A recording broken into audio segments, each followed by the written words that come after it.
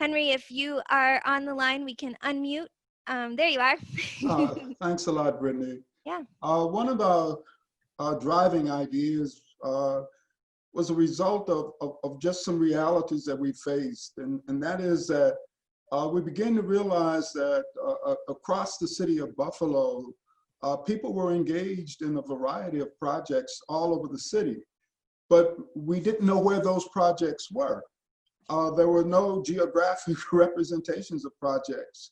And people could be working close by in similar neighborhoods doing very similar kinds of activities and things, but there were no way for us to know that. Health initiatives were unfolding, but we didn't know in exactly what part of the city they were.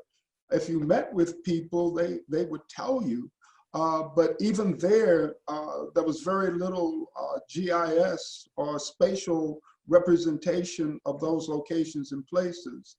And it became increasingly clear to some of us that this represented a barrier to the work that we were involved in.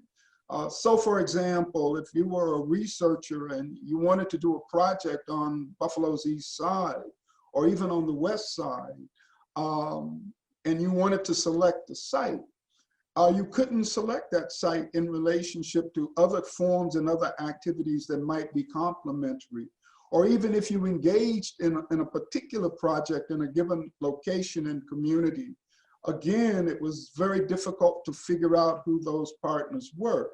So the idea became, well, what if we created a GIS interactive map that began to locate where different projects were going on, areas where gentrification was occurring, zones for different organizations and groups, their target areas and their target zones. And if we continued to build on that, we thought it would begin to represent an opportunity to carry the work that we were doing to another level.